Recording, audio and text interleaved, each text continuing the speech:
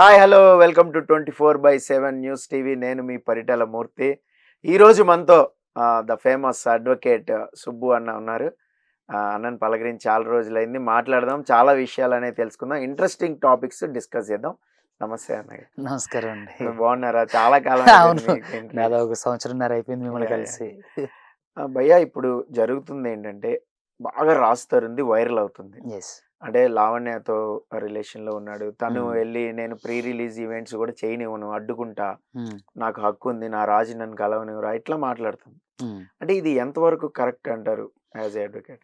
మొట్టమొదటిగా మనం జూసుకున్నట్లయితే ఇలాంటి అంశాలన్నీ గూడా అంటే అంటే ఇలాంటి వాళ్ళకి చట్టంలోని కొన్ని విషయాల్ని ఆధారం జేసుకొని హారాస్మెంట్ అని స్టార్ట్ జేయడం జరుగుతుంది.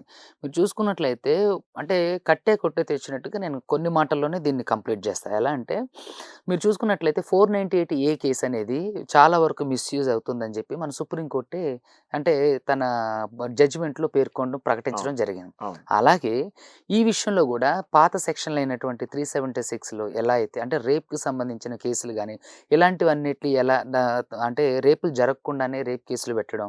వాళ్ళిద్దరూ కలిసి తిరిగి వాళ్ళిద్దరి మధ్య ఏదో ఒక సంబంధం విషయంలో చెడో లేదంటే ఇంట్లో కుటుంబం వాళ్ళు ఒప్పుకోవట్లేదనో, లేదంటే వీడు తరచూ వేధిస్తున్నాను, వదిలేయమని చెప్పినా సరే తరచూ వేధిస్తున్నాను, లేదంటే ఎవరికన్నా తెలిసి ఆళ్ళకి ఇద్దరు కలిసున్నది వేరే వాళ్ళకి తెలిసి ఈ అమ్మాయి పరువు పోతదని భయపడో, ఇట్లా రకరకాల అంశాలతో రేప్ జరగని అంశాలనే రేప్ కిందకి తీసుకొస్తూ రేప్ కేసులు లాంటివి పెట్టి వాళ్ళని ఎలా అయితే పనిష్ చేస్తున్నారో, ఇది గూడా అలాంటి కోవ కిందకే వస్తుంది. రీసెంట్‌గా మీరు చూసుకున్నట్లయితే ఇది నా అభిప్రాయం మాత్రమే. ఇది హ్మ్. ఇలా ఉంది, ఇలా జరుగుతుంది అని నేను చెప్పట్లేదు కానీ, నేను చూసిన కేసులలో నేను దాదాపుగా వందల కేసులలో ఇలాంటి అంటే రేప్ కేసులు గానివ్వండి, తర్వాత ఫ్యామిలీ కేసులు, క్రిమినల్ కేసులు సినిమా వాళ్ళకి సంబంధించి సెలబ్రిటీ కేసులు నేను చూస్తున్నా గదా! అందులో చూస్తున్నంత వరకు ఇక్కడ ఏంటంటే కావాలని ఒక వ్యక్తిని బదనాం జేయడం. హ్మ్. ఆళ్ళతో తిరిగినంత కాలం తిరగడం, వాళ్ళతో ఉన్నంత కాలం ఉండడం, వాళ్ళకితో అంటే సంబంధించినటువంటి ఖర్చులు గానివ్వండి, నీడ్స్ గానివ్వండి, థింగ్స్ గానివ్వండి, ఇవన్నీ అయిన తర్వాత, ఈ తర్వాత స్టెప్‌గా ఏంటంటే వీళ్ళు సైకోయిజంగా ఇట్లా ప్రవర్తించి వాళ్ళని సాధించి వాళ్ళకున్న రెప్యుటేషన్స్ దెబ్బతీస్తున్నారనేది నా అభిప్రాయం. హ్మ్. ఎలా అయితే ఇప్పుడు రేపులు జరగకుండానే రేప్ కేసులు పెట్టి ఎలా అయితే వేధిస్తున్నారో, అదే విధంగా 498 కేసులలో భర్తలు కొంతమంది అంటే నాకు తెలిసి ఒక 75% కేసులు ఫైనే 498 కేసులనేవి గూడా ఫేక్. కావాలని ఇంటెన్షనల్లీగా తర్వాత తల్లిదండ్రుల మధ్య గొడవలొచ్చినాయనో, లేదంటే అత్తమామని తిట్టారనో, లేదంటే ఇట్లా రకరకాలుగా ఆడబిడ్డలొచ్చి ఇంట్లో తింటున్నారని, లేదంటే ఆడబిడ్డలు కొడుకులొచ్చి ఉంటున్నారనో, లేదంటే భర్త తరపున చుట్టాలొచ్చి ఉంటున్నారనో, భర్త వాళ్ళకి ఖర్చు పెడుతున్నారని, ఇలా రకరకాల కేసులలో హ్మ్. గొడవలొచ్చి భర్తల మీద 498 కేసులు పెడుతుంటారు. ఈగోయిస్టిక్‌గా గూడా. అవును. అలాగే రేపులు జరగకపోయినా సరే రేప్ కేసులాంటివి పెట్టి, ఇలాంటివి ఇద్దరి మధ్య బానే ఉంటారు, తిరుగుతారు, ఎంజాయ్ జేస్తారు, అన్నీ అయిపోతాయి. తర్వాత వాళ్ళిద్దరి మధ్య వచ్చిన భేదాభిప్రాయాలతో ఈడు నన్ను రేప్ చేసిండని రేప్ కేసులు పెట్టడం. అలాగే ఈ కోవలోకి వచ్చేది ఈవిడ గూడా. నేననుకునేది నేను చూస్తున్నా గదా! డే 1 నుంచి వాళ్ళ మధ్య జరుగుతున్న కాన్వర్జేషన్స్ టీవీలో గానివ్వండి, డిబేట్స్‌లో గానివ్వండి, ఏంటంటే రాజ్ తరుణ్ లాంటి ఒక రెప్యుటేషన్ ఉన్నటువంటి వ్యక్తిని ఇలా హెరాస్ చేయడం వల్ల ఆమె నాకు తెలిసి ముఖ్యంగా రాక్షసానందం, పైశాచికానందం పొందుతున్నదనేది వాస్తవం. రెండోది ఇతని నుంచి ఎక్కువగా ఎక్స్‌పెక్టేషన్స్ అంటే ఈ వివాదం అంతా సద్దుమణగడానికి, అదే విధంగా ఈ వివాదం నుంచి ఇంక తను అంటే ఇది గూడా తనకు ఒక సెటిల్‌మెంట్. ఆ! తను నీకు రిలీఫ్ ఇస్తా, నీకిక నిన్ను వదిలేస్తా అనంటే హ్మ్. ఏంటంటే, ఒక వ్యక్తి ఇప్పుడు ఫస్ట్ సెటిల్‌మెంట్ కూర్చున్నారనుకోండి, హ్మ్. నీకిదిస్తా, ఇదిస్తా అంటే, ఆవిడ అది సరిపోకనో లేదా అత్యాశతోనో, లేదు నాకు అంత గావాలి, ఇంత గావాలని ఒక సెటిల్‌మెంట్ జరిగి, దాన్ని కంప్లీట్ చేసుకొని, క్లోజ్ చేసుకునేది ఒక పద్ధతి. హ్మ్. అసలా మీడియాకెక్కేసి నా భర్త అది ఇది అని చెప్పేసామనుకోండి, ఇతను పొలోమని భయపడిపోయి ఇవి ఉన్నయన్నీ ఇస్తాను, లేదంటే ఇంకేవో కొత్తవి నీకిస్తాను, లాంటివి చెప్పి సెటిల్ చేసుకోవటం ఒక పద్ధతి. ఇలాంటి వాళ్ళేంటంటే బెదిరించి, భయపెట్టించి, పరువు తీసి, అన్ని రకాలుగా హింసించి, సమాజంలో రెప్యుటేషన్ అంతా దెబ్బతీసి, ఆ తర్వాత నాకిది కావాలి, ఇది కావాలని చెప్పి వీళ్ళ మనసులో నుంచి వచ్చిన దాన్ని మాత్రమే కన్ఫర్మ్ జేస్తారన్నట్టు. సో, ఇట్లా ఈ 3 రకాల కోవల్లో ఈమె మూడో రకం కోవకు చెందిన వ్యక్తిలా నాకనిపించింది.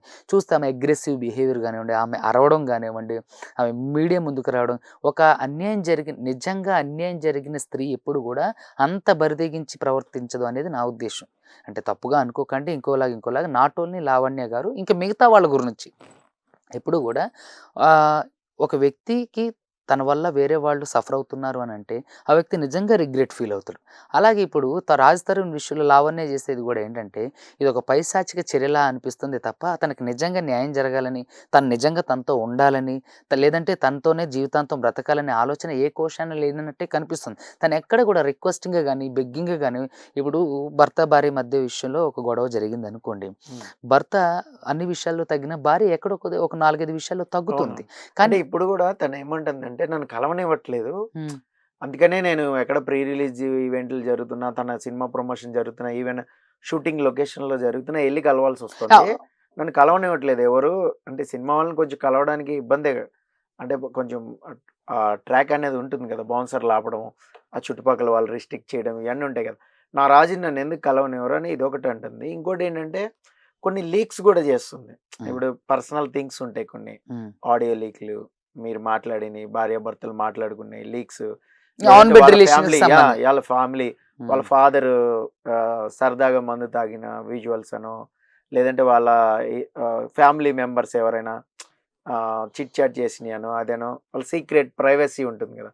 అవి కూడా లీక్ చేస్తుంది.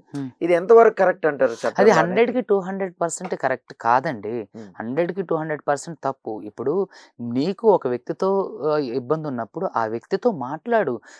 మనకుంది కదండీ! పూర్వకాలం నుంచి ఉంది కదా! సామ, వేద, దాన, దండోపాయాలు. అవును. సామంగా వెళ్ళాలి, వేదంగా వెళ్ళాలి. అట్లా రకరకాలుగా వెళ్ళిన తర్వాత ఆఖరి ప్రయత్నంగా దండోపాయం ఉపయోగించాలి. ఆ దండోపాయం కూడా ఎలా కలవడానికి అంటే కలిసి జీవించడానికి అనుకూలంగా ఉండే దండోపాయం అవ్వాలి తప్ప ఆ వ్యక్తి పరువు తీసి, ఆ వ్యక్తిని మానసికంగా ఇబ్బంది పెట్టి, వాళ్ళ కుటుంబాన్ని బజార్‌కిడ్చి, వాళ్ళ కుటుంబంతో ఉన్నటువంటి అన్ని రకాల సంబంధాలన్నిటిని కూడా పాడు చేసి, నువ్వు రేపొద్దున అక్కడికెళ్ళి ఏ విధంగా సంతోషంగా ఉంటావు? ఇప్పుడు ఇంకొక విషయం, ఈవిడ కేస్ పెట్టిన తర్వాత రాజ్ తరుణ్‌ని కలవాల్సిన అవసరమే లేదు. కోర్టు చూసుకుంటుంది. కోర్ట్ ఆఫ్ లాకి వదిలేసావు గదా! ఎఫ్ఐఆర్ తర్వాత పోలీస్ స్టేషన్‌లు అంటూ వెళ్ళిన తర్వాత ఇంక నువ్వు నువ్వు విక్టిమ్‌వి. నువ్వు విక్టిమ్‌ని, అక్యూజ్‌ని కలవడానికి ఎందుకు వెళ్తున్నావు? ముద్దాయిని కలవడానికి ఎందుకెళ్తున్నావు? ఇప్పుడు నువ్వు జరగాల్సింది, నువ్వు చేయాల్సిందంతా పోలీస్ స్టేషన్‌లో ఆల్రెడీ చేసేసావు. తర్వాత నువ్వెందుకు వెళ్ళాలి? నీకేంటి అవసరం? ఏదైనా అతను కోర్టులో కోర్ట్‌లో చూసుకోవాలి. చూసుకోవాలి. నువ్వు అతన్ని కలవడానికే వీల్లేదు గదా! హ్మ్. చట్టపరంగాను ఇప్పుడు పోలీస్ ఇన్వెస్టిగేషన్ జరుగుతుంది. తప్పు జరిగిందా లేదని పోలీస్ ఇన్వెస్టిగేషన్ జరుగుతుంది. పోలీస్ ఇన్వెస్టిగేషన్‌లో నిజంగా తప్పు జరిగిందని వాళ్ళు భావిస్తే చార్జ్ షీట్ ఫైల్ చేసి కోర్ట్‌కి వేస్తారు. ఓకే. ఆ చార్జ్ షీట్ ఫైల్ చేసిన దాని మీద గూడా నిజంగా ఏదన్నా తప్పు జరిగి ఉండకపోతే రాజ్ తరుణ్‌కి ఏమన్నా దాంట్లో అంటే అనుకూలమైన పదాలుంటే దాన్ని కంటెస్ట్ చేసుకుంటాడు. నిజమైతే గెలుస్తారు, అబద్ధమైతే ఓడిపోతారు. అప్పుడు నువ్వు మీడియా ముందుకు రా. తను చేసిన దాని గురించి మాట్లాడు. తను ఏ విధంగా నీతో బిహేవ్ చేసిండన్న దాని గురించి మాట్లాడు. అంతేగాని నువ్వు కోర్ట్‌లోని కేసులు వేసి అతని రాజకీయంగాను అదే సారీ మీడియా పరంగాను అతని పరువంతా తీసి ఇంకేంటి నువ్వు సాధించేది? రేపొద్దున నిన్ను చేసుకోవాలంటే ఆ వ్యక్తి ఏ విధంగా నిన్ను యాక్సెప్ట్ చేస్తారు?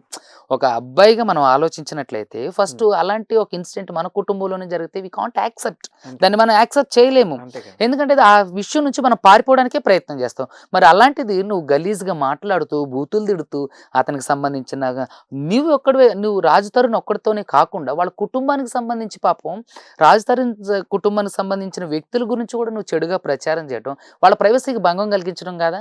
మరి రాజ్ తరుణ్ ఈ విషయాల మీద కోర్టు అంటే కేసులు ఫైల్ చేసి, పరువు నష్టం కేసులు అంటే డిఫమేషన్ సూట్ లాంటివి ఫైల్ చేస్తే నీ పరిస్థితి ఏంటి?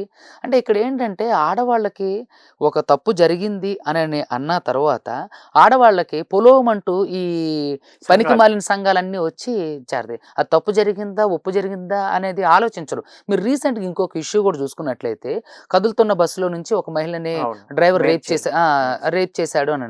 నాకు తెలిసి అది 100కి 200% రాంగ్. హ్మ్. అసలు కదులుతున్న బస్సులో అంతమంది ప్యాసింజర్లు ఉన్నప్పుడు ఒక ఆవిడని ఒక డ్రైవర్ రేప్ చేయడం అనేది అసలు సాధ్యమయ్యే పనేనా? వితౌట్ అంటే ఆమె కన్సెంట్ లేకోకుండా? అంటే నాకు తెలిసి ఇది వివాదం అవ్వచ్చేమో గానీ, ఇది తప్పుగా అని అంటలేదు. ఇది నా ఒపీనియన్ చెప్తున్నా. ఎందుకంటే, నేను చూస్తున్న కేసుల కోణంలో నుంచే నేను మాట్లాడుతున్నా. అక్కడ జరిగే ఉండొచ్చు. కానీ, నా వ్యక్తిగత కోణాన్ని నేను చెప్తున్నా. ఆ కదులుతున్న బస్సులో అంతమంది ప్యాసింజర్ల మధ్యలో రేప్ చేయడం అనేది అసలు ఒక స్ట్రేంజ్‌గా అనిపించట్లా? నాకు తెలిసినంత వరకు ఇది ఒక స్ట్రేంజ్‌గానే అనిపించింది. సో, అలాగే ప్రతి విషయాన్ని గూడా ఎలా అంటే, ఒక ఆడపిల్ల రోడ్డు మీదకొచ్చేసింది అననంటే, అసలది నిజానిజాలు తెలుసుకోకోకుండా ఆ అమ్మాయి చెప్పింది నమ్మి పొలోమంటూ ఎలా గొర్రెలాగా వచ్చేస్తారండి? ఇప్పుడు నిజంగానే వాళ్ళ మధ్య జరిగింది వాస్తవమే. అది ఎవరో కాదంట్లా. కానీ అది తేల్చుకోవడానికి చాలా రకాల అంశాలున్నాయి. చాలా రకాల దారులున్నాయి. దాన్ని సామరస్యంగాను కూడా తేల్చుకోవచ్చు. మీ ఇద్దరి మధ్య ఇద్దరు కూర్చొని లేదా ఇరు కుటుంబాలు కూర్చొని లేదా సినిమా పెద్దల్ని ఎవరైనా కూర్చోబెట్టో లేదంటే ఈ అమ్మాయికి సంబంధించిన పెద్దలను కూర్చోబెట్టో సంబంధించి మాట్లాడుకోవచ్చు. సెటిల్మెంట్ చేసుకోవచ్చు. కలిసి ఉండాలంటే దానికి కొన్ని దారులున్నాయి. ఇట్లా రోడ్డు మీదకొచ్చేసి బజార్‌లోకి ఎక్కేసి అంటే అందరిని బజార్‌లోకి ఈడ్చేస్తే రేపొద్దున వాళ్ళు కలిసుండి మాత్రం ఏంటి ఉపయోగం? అతని కుటుంబం ఎలా యాక్సెప్ట్ చేస్తది? ముఖ్యంగా సమాజం యాక్సెప్ట్ చేయదు. అరే మొన్నటిదాకా ఇప్పుడు ఒక కామన్ పీపులే చూస్తుర్రు. అరే మొన్నటిదాకా రోడ్ల మీద పడి ఎట్లా కొట్టుకున్నార్రా? ఎలా ఉండార్రా? ఎట్లా అయిపోయిందిరా? ఈరోజు చూడండిరా కలిసుంటున్నారు. నిజంగా వీళ్ళకి అంటే విలువలు లేవురా అనే విధానం కూడా పోర్ట్రేట్ అవ్వడానికి అవకాశం ఉంది. సో నిజంగా నీకు రాజ్ తరుణ్ అంటే ఇష్టం. రాజ్ తరుణ్ అంటే నీకు కావాలి. రాజ్ తరుణ్ నిన్ను ప్రేమించుండు, నీతో ఉండు. అన్నీ నిజమై ఉండొచ్చు. కానీ దాన్ని తేల్చుకోవడానికి కూడా చాలా సున్నితమైన మార్గాలుంటాయి. దాన్ని తేల్చుకోవడానికి కూడా చాలా సామరస్యమైన పద్ధతులుంటాయి. పెద్ద ఇప్పుడు ఆ మనుషులు అమ్మాయి పెట్టిన కేసుల్లో హ్మ్. రాజ్ తరుణ్‌కి ఒక 10 ఏళ్ళు జైలు శిక్ష పడే అవకాశం కూడా ఉందని చాలా మంది అంటున్నారు. హ్మ్. అది కూడా నిజమేనా? చూడండి నేను చెప్పినంత వరకు నేను చెప్తాను. ఇప్పుడు కొత్తగా వచ్చిన బిఎన్ఎస్ యాక్ట్ ఏది ఉంది భారతీయ న్యాయ సంహిత ఇట్లా రకరకాలుగా వచ్చినాయి కదండీ. అట్లా వచ్చినది వీట్లల్లో నిజంగా రాజ్ తరుణ్ గారు గట్లా ప్రూవ్ చేసుకోగలిగితే అతనికి ఖచ్చితంగా శిక్ష పడడానికి అవకాశమే లేదు. చూడండి ఇది ఎండ్ ఆఫ్ ద డే ఖచ్చితంగా లావణ్య అదే తప్పుగా బయటపడటం మాత్రం ఖాయం. ఎందుకు అనంటే ఒక వ్యక్తిని అంటే సమాజంలో గుర్తింపు పొందిన వ్యక్తి యొక్క గౌరవభంగాలు కలగడానికి ఆస్కారమే తప్ప నిజంగా ఇన్సిడెంట్ జరుగుంటే దాన్ని సాల్వ్ చేసుకోవడానికి ఇందాక మనం అన్నట్లు రకరకాల పద్ధతులున్నాయి. రోడ్డు మీదకి ఎక్కేసి మీడియాకి ఎక్కేసి పొలోమంటూ అరిచేసి రక్కేసి గీరేసినట్లుగా చేసుకోవాల్సిన అవసరమే లేదు.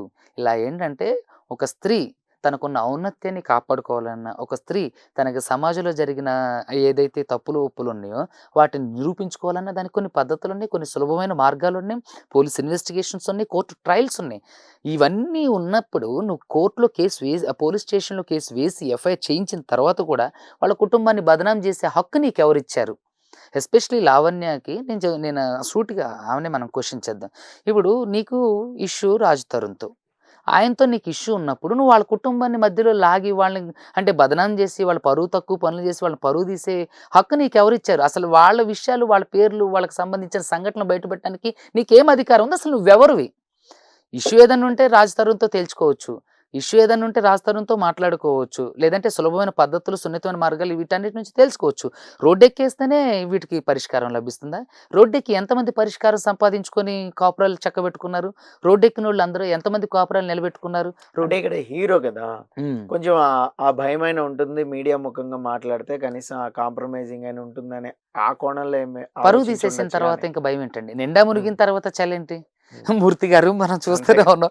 ఎన్నో కేసులలో నిండా మునిగిన తర్వాత చలేంటి? అవును. ఇప్పుడు ఎఫ్ఐఆర్ అయిన తర్వాత ఆవిడకసలు అధికారమే లేదు. తను టచ్ చేసే అధికారం గాని, తన గురించి మాట్లాడే అధికారం గాని ఏదున్నా త్రూ కోర్ట్ ఆఫ్ లా నుంచి వెళ్ళు నువ్వు. ఓకే. నీకేదైనా అన్యాయం జరిగితే మీ అడ్వకేట్స్ ద్వారా ఇప్పుడు కోర్ట్ నుంచి అంటే పోలీస్ స్టేషన్ నుంచి కేసు ఫైల్ అయింది కాబట్టి అవును. అడిషనల్ పబ్లిక్ ప్రాసిక్యూటర్ గాని, పబ్లిక్ ప్రాసిక్యూటర్ సార్స్ గాని నాకులాగా డీల్ చేస్తుంటారు. హ్మ్. డీల్ చేసినప్పుడు జరిగిన విషయాలు ఏవైతే ఉన్నాయో, జరిగిన ఆధారాలు ఏవైతే ఉన్నాయో, జరిగిన సంఘటనలు ఏవైతే ఉన్నాయో వాళ్ళకి సమర్పించు, వాళ్ళకి సబ్మిట్ చేయి.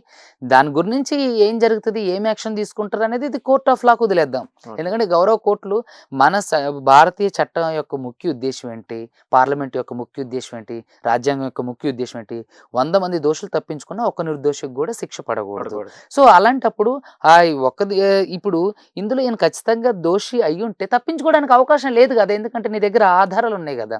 సో కాబట్టి నాకు తెలిసినంత వరకు నువ్వు ఈ విషయంలో ఏదైతే రాజ్ తరుణ్ విషయంలో ఉందో ఆయన విషయంలో కూర్చొని సామరస్యమైన పద్ధతుల్లో వెళ్ళడం పరిష్కారం మంచిది. చేసుకోవాలి. అదే విధంగా ఒకవేళ మీ ఇద్దరి మధ్య సమస్య ఉన్నప్పుడు వాళ్ళ కుటుంబాన్ని బదనాం చేసే హక్కు గాని, ఆళ్ళని బదనాం చేసే రైట్ గాని నీకు లేదు. నీకసలు నువ్వు అనర్హురాలివి.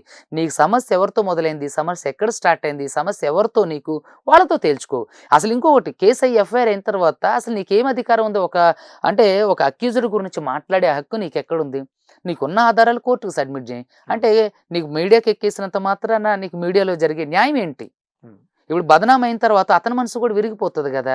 అప్పటి వరకు ఒక సాఫ్ట్ కార్నర్, ఒక సున్నిత భావం ఆమె మీద ఉన్నప్పటికీ, ఇలాంటివి చేసి, అరిచేసి, పరువు తక్కువ పనులన్నీ జేసి, అసలు నాకు తెలిసి కుటుంబ వ్యవస్థలో ఉన్నటువంటి నిజమైన స్త్రీకి ఉండాల్సిన లక్షణం ఈ ఒక్క లేదు. విషయంలో ఆవిడకి లేదనే చెప్పాలి. ఓకే. ఎందుకంటే భర్తలు, భార్య విషయంలో ఎన్నో గొడవలు జరుగుతుంటాయి. ఆన్ బెడ్ రిలేషన్స్‌లో ఎన్నో గొడవలు జరుగుతుంటాయి. మేము అవును. చూస్తున్నాం. కానీ ఎవరు ఇట్లా రోడ్డెక్కేసి భర్త పరువు తీయడానికి ఇష్టపడరు. సార్ ఏదైనా ఉంటే సామరస్యం చేయండి సార్. ఎందుకంటే చేయండి. తర్వాత ఎళ్లి కాపురం చేయాలి గదా! అదే ఇప్పుడు కదా. ఈమేమంటుంది, నేను కాపురం చేయాలి, నా భర్తని నాకు అప్పగించండి. మరి హ్మ్. రేపొద్దున అతను వచ్చి నీతో ఎలా కాపురం చేస్తాడు? ఇంత ఇన్ని ఇష్యూ చేశాక. అయిన తర్వాత ఆ! అవును. సో, కాబట్టి ఈ ఇంకొక డౌట్ ఉంది భయ్యా ఏంటంటే